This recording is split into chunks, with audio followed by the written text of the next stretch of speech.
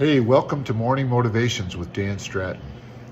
I'm going to be talking about investing in people. It's my third part of this, presentation. I think about it a lot. I think about what it means to help people to achieve their goals, to discover their goals and their aspirations, and then take steps to bring those things to pass. And a lot of times people go through life, and if they're very fortunate, they meet a teacher, a coach, a pastor, a parent, a brother, a sister, an uncle, an aunt, somebody who takes a special interest in them. And when it happens, makes all the difference in the world. And I know that in my life, I've had people invest in me that was very unexpected. I've always had somebody take me aside at almost every age and make me feel helped, supported, make me feel a little bit special, like I could do something. And it's important that we are aware that each and every one of us has the ability to make somebody feel special, to make somebody feel like they can do it, like they can really, really accomplish what it is that they want to accomplish. And that's an important point, I think. We don't always want to try to steer somebody in a direction that we think that they should go. Rather, we want to find value and satisfaction, gratification in helping them go where they want to go. As a young man, I had a godmother. My mom and my dad were very supportive of me. My grandmother was. But my godmother in particular went out of her way to just let me know that I was a special little guy. And when I think back, I realized that she was a very young woman at the time and a mother of her own child. When I was 5 or 6 years old, she'd go out of her way to just encourage me, buy me something nice, just to make me feel a little bit like I stood out, like I could do things. And it really gave me a confidence. And as I went through school, different teachers, I remember going to 7th grade, and I was just acclimating to a new school. It was a junior high school. And so I was just trying to fit in. So I was not trying to stand out at all because everybody there was new. And so I was kind of coasting academically. But I was an athlete at the time. And so the principal of this junior high took me aside after the grades came out from the first quarter, and he pulled me into his office. And this was probably not the nicest thing that he could have said to me. I'm just a young 7th grader. And he was the 9th grade varsity basketball coach, and I was a basketball player. And he sat me down and he said, "Dan, you know why I brought you in here?" I said, "No, absolutely not." I said, "I wasn't doing anything wrong. What's going on?" He goes, "Well, you did do something wrong." And I said, "What did I do?" He goes, "You're only getting B's." I said, "If you want to play on my varsity team, when you get to be in 9th grade, you got to get all A's. Because you can get all A's and you're coasting." See, people are watching. People are paying attention. And I didn't really know how to take that because I didn't know that I could get all A's, but he knew.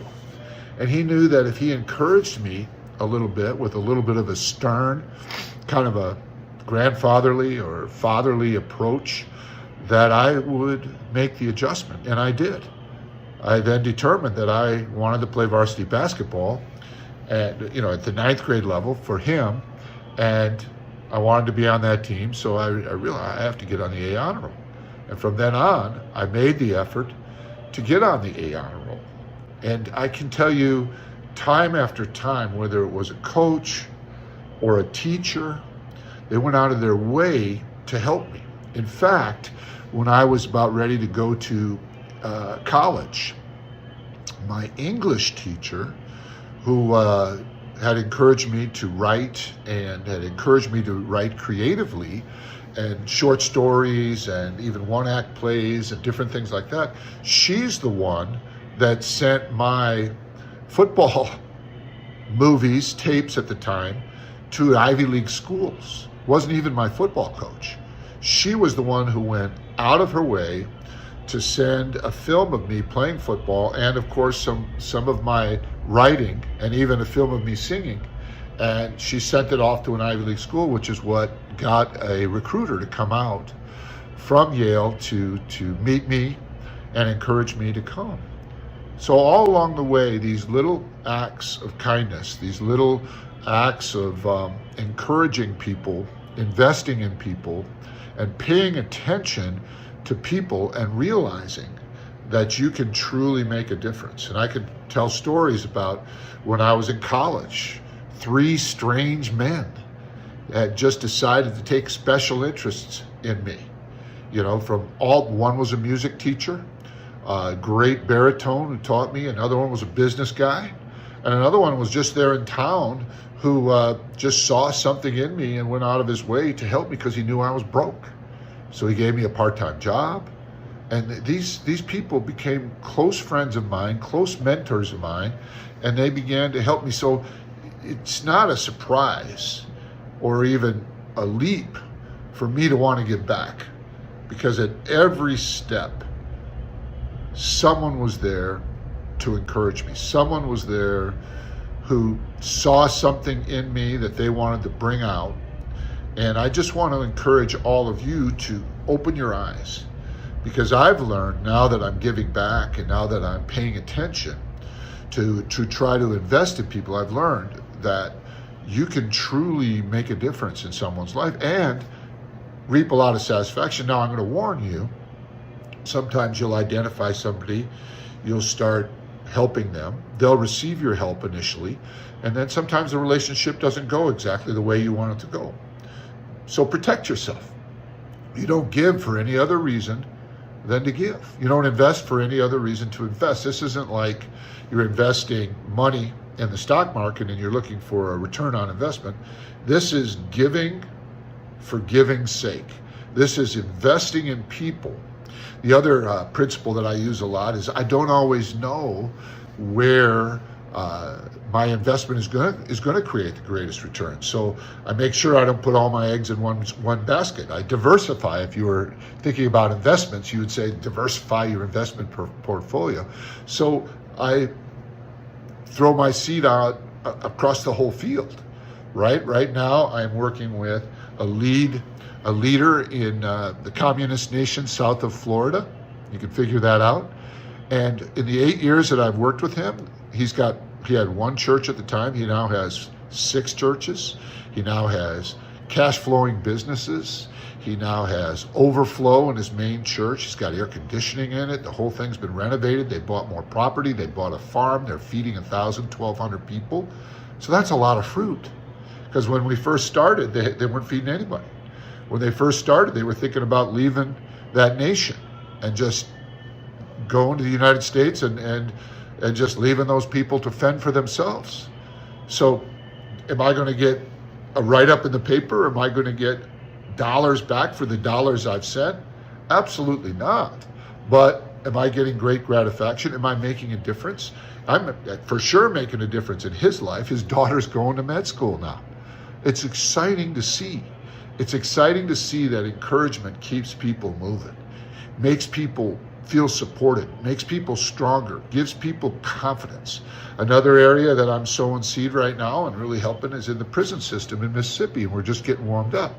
But that's already growing. It's grown now from one area in northern Mississippi, a place called Parchment, and now it's grown down to the capital of Mississippi, a place called Jackson. And now we are ministering for a full week, 3 times a year, leading leaders, training up chaplains, training up pastoral leaders inside, and helping people at every step of their character development, even helping them with reading and writing, even helping them with other scholastic skill sets, so that when they have the opportunity to go up for parole and move out, they have a better chance of making it, getting a job, and not heading back to jail, not going back to their old skill sets. You got to give them some new skill sets. This is called investing in people. Today I got a phone call from a young man who was part of our church up here in New York City for many, many years.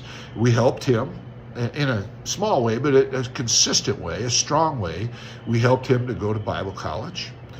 We helped him in every way. Now he's married. He's got a little baby girl who's the same age as my grandson. And so he called, and he wants to reconnect, and he wants to be trained by me in preaching and presenting and doing all these different, I'm happy to do it. Because anybody that comes, that's my concept of when people come, stay available, stay open, stay that. Because what that does for you as the investor, that keeps your skills sharp.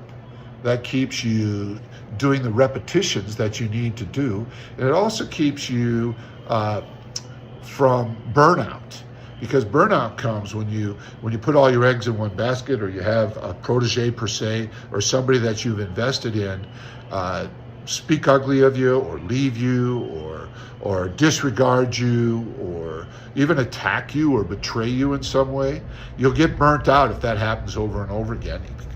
And that'll only hurt you is if you're giving, looking for, or trying to extract a transactional return. You want a relational return. You want to see them grow.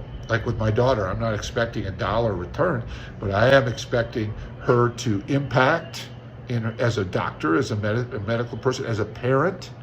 She's going to impact through my grandson and other children that she might have. And so I'm always looking for different types of relational fruit. And so I could go right down the list. I could go down the list of people that I think about when I wake up. Today, I was on phone calls with lawyers, helping them to solve problems, helping them to serve their clients. I was on phone calls with board of directors, people who are trying to navigate the sale of a company, and I'm investing in them. I'm listening to them. I'm being a sounding board to them.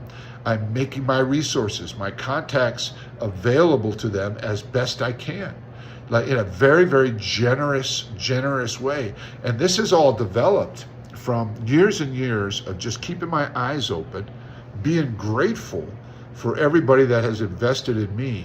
And people are still investing in me. I guess I'm a case that everybody knows I need help in some way, But that's also, if you're looking for somebody to help you, you got to kind of let people know that you're willing to receive help and that you're willing to be grateful for help. I'm grateful every day. I'm grateful when anyone helps in any way.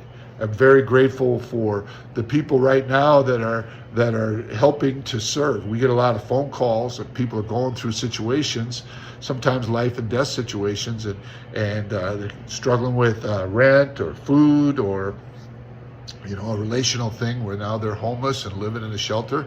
And I can't always handle all the calls. I can't always make that personal step and that investment. But because I've invested in people, they're willing to take their time, their wisdom, their listening ear, and they're willing to pay that forward. So I've multiplied my ability to invest in people. Of course, I pay attention. I want to watch the fruit that remains, the fruit that occurs from all that. It's very fun and it's very beautiful. Can it be heavy at times? This young man who called me, he moved down to Virginia. He's married, he's got a little kid. And he told me that he has decided to be a chaplain. And my heart was like, wow, you're a chaplain. Are you a chaplain on a sports team? Are you a chaplain in a business? He says, no, I'm a chaplain in a hospice, in a hospital. And here, this is a 34-year-old new dad, and he is now handling a lot of the most life and death situations. And at the point of people dying, he's in there ministering. And he's reaching back out because he knows that he's pouring out every single day. And I know that those are some of the, being a pastor myself, are some of the most draining situations, because you're giving and you're giving and you're giving, and a lot of times you just can't make people feel better. You just can't say something that's going to lighten the load in any way, shape, or form, yet you stay there, you stay in the moment with people, and you love people, and you're there through it all. As Scripture teaches us that we weep with those who weep. And so that's a strong commitment this young man is making, and I applaud him for it. And I'm thankful that he appreciated the help that we gave him back when he was going to Bible school, and giving him an opportunity to minister here and sing here at Faith Exchange, and that he's now reaching back out. And I was a little sad when he left, but I wasn't really sad, because I was happy for him. I was happy for him because I was investing in the right way, investing for him to bloom, for him to shine, for him to explore, for him to live his life, and for him to bear fruit. I know that if I'm overbearing when I'm helping people, or I'm helping with the wrong motivations or trying to extract a transactional return, then I'm going to limit the potential of that life and of that person. So I'm going to keep talking about this as I'm led, and I want you to begin to ask questions and maybe even bring in some experiential thoughts, your experiences, some things that you've learned, and share them with me, because I'm always willing to learn. And we do a lot of kind of calls that are discussions. We call them Deeper Life, and it's really all relational. It's about how may we serve you, how may we invest in you, how may we help you. Come join the community of investors. Come join a community where people invest in people's lives.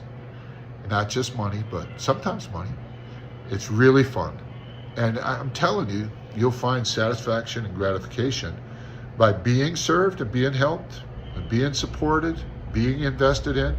But you'll also, if you really, really pay attention, you'll learn what the scripture says, which is it's far better to give than receive. Very powerful. Thanks for tuning in. Yahweh bless you, God bless you, and have a good night. Thanks for joining us on Morning Motivations with Dan Stratton. This was called Investing in People, Part 3.